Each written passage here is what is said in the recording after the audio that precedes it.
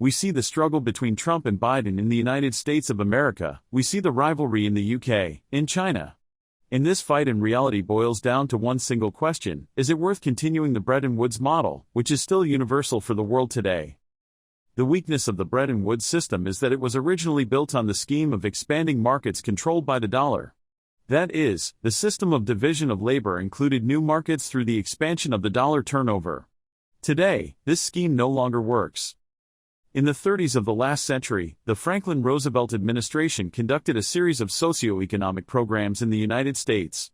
These programs were created in response to the Great Depression and assumed comprehensive measures to stabilize the economy, work on reforms, and ensure social well-being. The key initiatives were the creation of jobs, reforms of the banking sector, support for agriculture, and strengthening of social protection of citizens.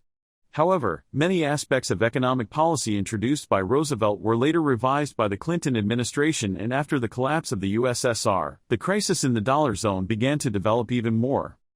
While the basis of profit in the economy was the issue of the dollar and control over the cash flow, it was impossible to avoid subordination to the elite of the financial global project. Because these leaders could block access to the markets of any country, as they blocked North Korea or Cuba.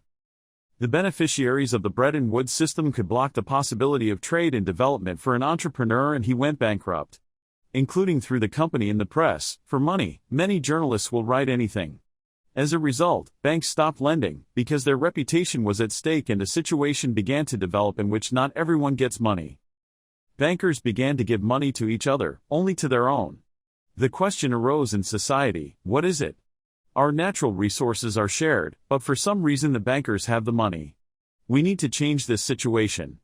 And as a result, national elite groups began to develop, which control the subsoil and the territory of the countries. In turn, banks are transnational, because money is redirected to where there is more profit. And this is a way to control the government. If you behave incorrectly in relation to banks, then the profit will settle not with you, but in another place. Various mechanisms have been invented for this. For example, the main profit in the sale of minerals today is not received by holders of mineral resources, but by traders, that is, financial structures. As a result, today we see that in the whole world, in any country, there are only two options. Option 1 is to continue operating within the framework of the Bretton Woods system, and then problems arise. The second option is to try to get out of it and start developing national economies. Of course, a small country can't do that.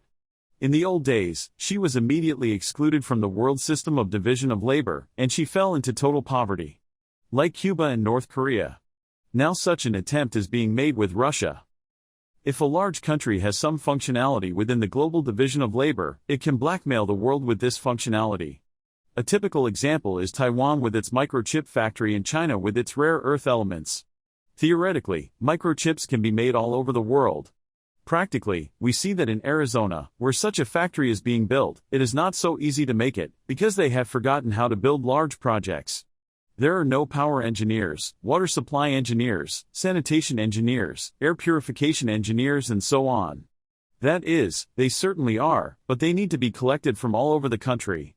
The problem is that if you collect them there, they won't be anywhere else. This means that problems will begin at other enterprises. It is not profitable for China to sell rare earth metals, it offers ready-made products. The USA is not satisfied with this, but the problem is that it takes years to launch its own mining industry. By the way, alternative energy and green projects can only be based on a powerful extractive industry, because, for example, rare earth elements are needed. This means that enormous energy costs are needed. It turns out that oil will be used to drill and produce, and then sell these elements to the United States of America and Western Europe, and they will find suppliers for not using clean energy. But it is impossible to use clean energy, because it is a very large expenditure of energy.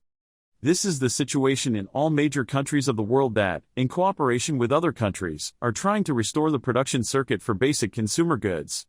Because of this, they have a strong desire to get out of the Bretton Woods system and engage in in-kind exchange, using the clearing of their currencies, bypassing the Bretton Woods system. In Russia, for example, specialists are already working who are trying to create a national contour. The same can be said about China, their economy is warmed up even more. And in the United States of America, the group that under Trump tried to create economic growth and restore real industry did not succeed, because the influence of the Bretton Woods system turned out to be too strong. Against this background, the economic crisis in the United States of America is actively continuing. Despite rising inflation, Fed Chairman Jerome Powell did not dare to raise the rate. Recently there was a meeting of the Open Market Committee. The economic downturn is so clearly visible that its manifestations can no longer be hidden in statistical data.